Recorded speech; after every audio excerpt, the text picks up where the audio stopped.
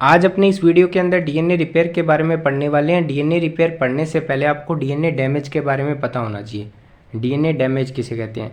देखिए, डीएनए की जो बेसिक स्ट्रक्चर होती है उसमें 4 प्रकार की नाइट्रोजिनस बेस पाई जाती है: एडेनिन, गुआनिन, साइटोसिन और थायमिन। यहाँ पे एडेनिन और गुआनिन प्यूरिन कहलाती है और साइटोसिन और थायमिन पिरिमिडिन कहलाती है।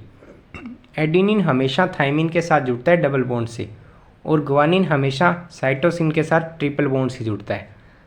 अगर एडेनिन थायमिन की जगह गुआनिन से बॉन्ड बना लेता है, या फिर अपने कहीं गुआनिन साइटोसिन की जगह एडेनिन से बॉन्ड बना लेता है, तो इससे कहते हैं डीएनए डैमेज। यहाँ पे अगर एडेनिन थायमिन के साथ जुड़ता है, लेकिन अगर यहाँ पे यूरेसिल आ जाता है थायमिन की जगह, तो भी इसे डीएनए डैमेज कहा जाता है, क्योंकि यहाँ पे आरएनए का जो नाइट्रोजनस बेस है वो डीएनए के अंदर प्रेजेंट हो जाता है। अब अपने बात करते हैं डीएनए डैमेज क्यों होता है। देखिए, डीएनए जो डैमेज होता है वो बेसिक मेटाबॉलिक रिएक्शन की वजह से हो सकता है, या फिर अपने कह सकते हैं रेडिएशन की वजह से डीएनए डैमेज हो जाता है। अब अपने बात करते हैं डीएनए रिपेयर की। डीएनए डैमेज को तो हम लोगों ने समझ लिया, अब अपने बात करते हैं डीएनए रिपेयर की। डीएनए रिपेयर क्या होता है? देखिए, सेल पहले क्या करेगी, जहाँ पे डीएनए डैमेज है उसे पहचानेगी और उसके बाद में उसकी रिपेयरिंग करेगी। इसी को कहते हैं डीएनए रिपेयर। डीएनए रिपेयर एक ऐसी प्रक्रिया है जिसके अंतर्गत कोशिकाएं डीएनए के क्षतिग्रस्त भाग की पहचान करती है और उसकी मरम्मत करती है।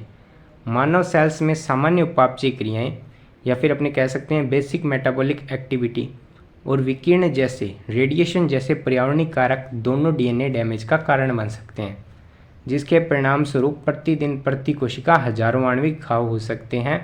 इनमें से कई घाव डीएनए अणु को संरचनात्मक नुकसान पहुंचाते हैं तथा कई घाव सेल्स में म्यूटेशन उत्पन्न करते हैं, जो सेल डिवीजन के पश्चात बनने वाली डॉटर सेल के अस्तित्व को प्रभावित करते हैं।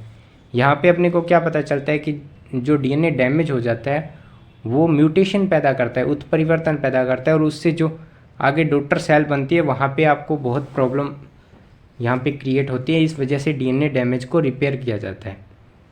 डीएनए डैमेज रिपेयरिंग की मैकेनिज्म है वो 4 स्टेप्स में कंप्लीट होती है। पहला होता है इंसिजन, सेकंड एक्सीजन और रीइंसर्जन और जॉइनिंग। तो अपने पहली बात करते हैं, इसको डायग्राम से समझते हैं, फिर आप उसका स्क्रीनशॉट ले लीजिए। देखिए, ये डीएनए है, यहाँ पे ये डीएनए का है वो डैमेज पार्ट है। यहाँ पे सबसे पहले एंडोन्यूक्लियस एंजाइम आएगा, वो डीएनए को रिकॉग्नाइज करेगा, वो पहचानेगा कि कहाँ पर डीएनए का जो डैमेज है वो पार्ट, कहाँ पर डीएनए डैमेज पार्ट है, वो उसकी पहचान करेगा और वहाँ पे एक कट लगा देगा। वहाँ पे कट लगाने के बाद में क्या होगा, जो एक्सोन्यूक्लियस एंजाइम आएगा, देखिए यहाँ पे इसने कट लगा दिया एंडोन्यूक्लियस ने, इसके बाद में एक्सोन्यूक्लियस एंजाइम आएगा। एक्सोन्यूक्लियस एंजाइम इस भाग को काट देगा। इसके बाद में जो रिजल्टेंट गैप बनता है उसको फिल किया जाएगा। कौन फिल करेगा? आरएनए, वो डीएनए पॉलीमरेज एंजाइम आएगा। डीएनए पॉलीमरेज क्या करेगा, जो ये डैमेज डीएनए का जो रिजल्टेंट गैप था उसको फिल करेगा। जो इसका जो कॉम्प्लीमेंट्री स्टैंड है उसके जो विपरीत क्या बना देगा, ये न्यूक्लियोटाइड ऐड कर देगा। न्यूक्लियोटाइड ऐड करने के बाद में जो इस नए स्टैंड बना है, ये तो न्यू स्टैंड है और ये ओल्ड स्टैंड है, इन दोनों को जोड़ने का काम लाइगेज एंजाइम करेगा। यही आपका इसके अंदर मैंने समझाया है। यहाँ पे आप इसका स्क्रीनशॉट ले लीजिए। आप जब इसके नोट्स बनाएंगे तो आपको पूरा समझ में आ जाएगा। इसके अलावा आप चैनल की प्लेलिस्ट में जाकर भी वहाँ पर वीडियोस देख सकते हैं। मैंने एमएससी जूलॉजी से रिलेटेड नोट्स अपलोड किए हैं वहाँ पे, तो वहाँ पे आप जा सकते हैं। चैनल को सब्सक्राइब कर दीजिए